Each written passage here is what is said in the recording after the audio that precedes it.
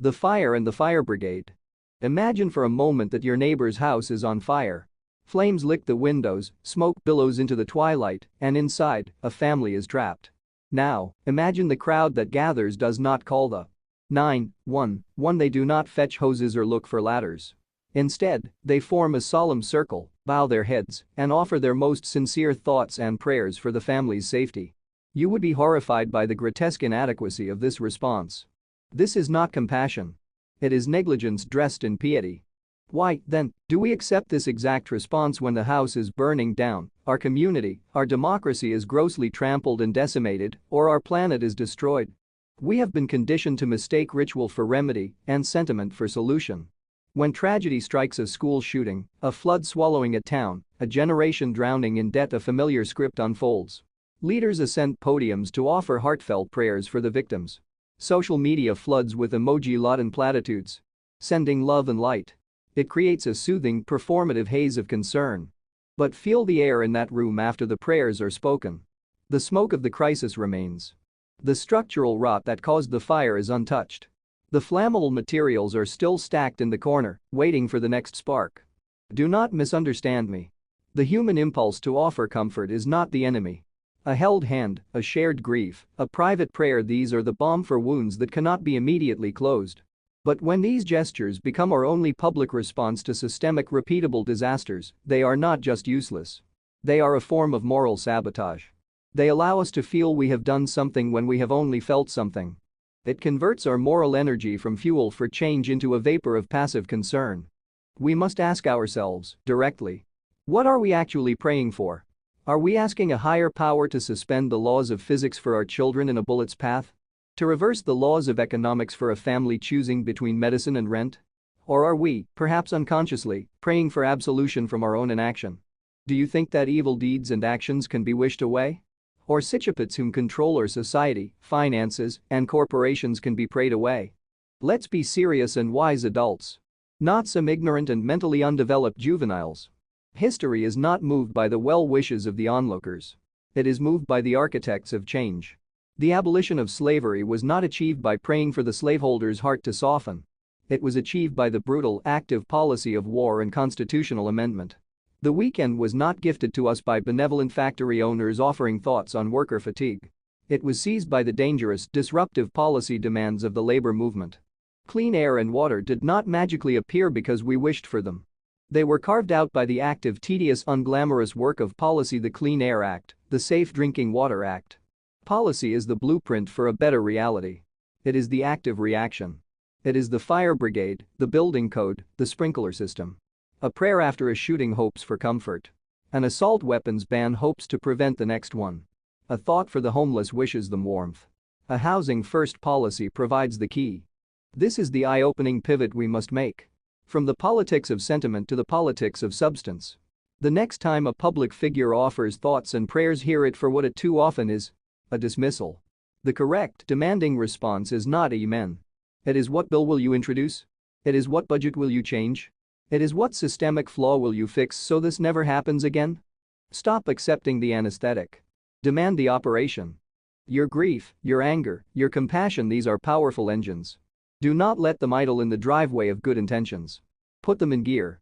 Drive them to the polling place, to the town hall, to the office of the representative who prefers silence to solution.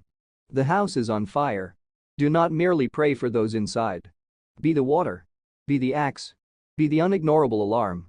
Build a world so just and so sturdy that it has fewer fires to fight.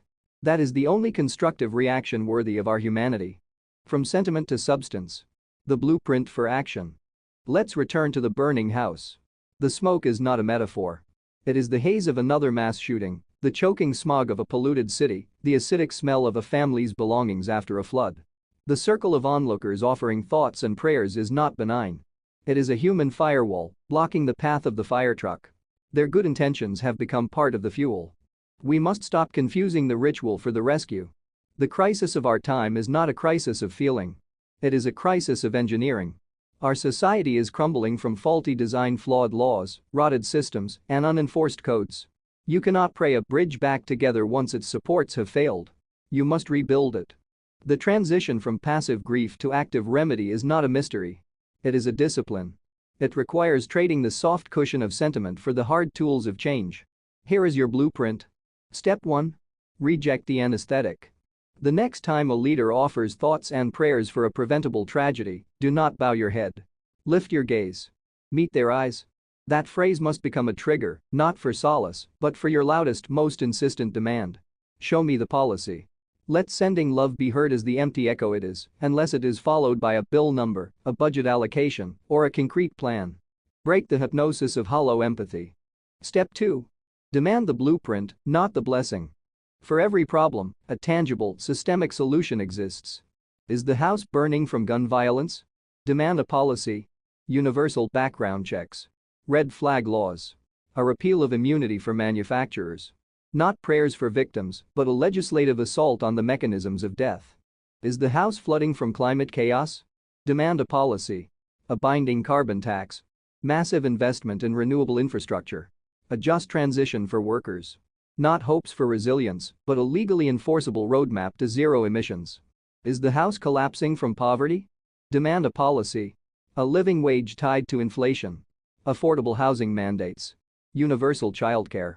Not sympathy for the struggling, but an architectural redesign of the economy. Step 3. Become an architect, not a mourner. This is where you move from the crowd into the machinery of change. 1.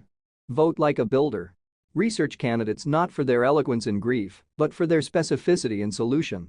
Vote for the one with the detailed blueprints, the costed plans, the legislative history, the stubborn focus on systemic fix over symbolic gesture. 2. Organize like an engineer. Join or support organizations that don't just raise awareness, but draft model legislation, file lawsuits, and mobilize voters around specific policy outcomes. Your time and money must go to the machine shops where change is forged. 3. Speak like a foreman. In conversations, shift the language from "isn't it awful?" to "here's what would fix it." Name the tools.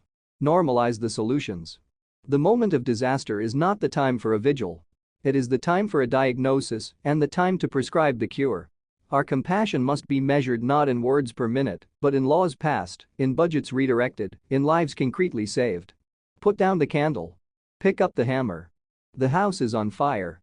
We do not need more people to stand and weep over the ashes. We need carpenters. We need engineers. We need a new foundation. Start building.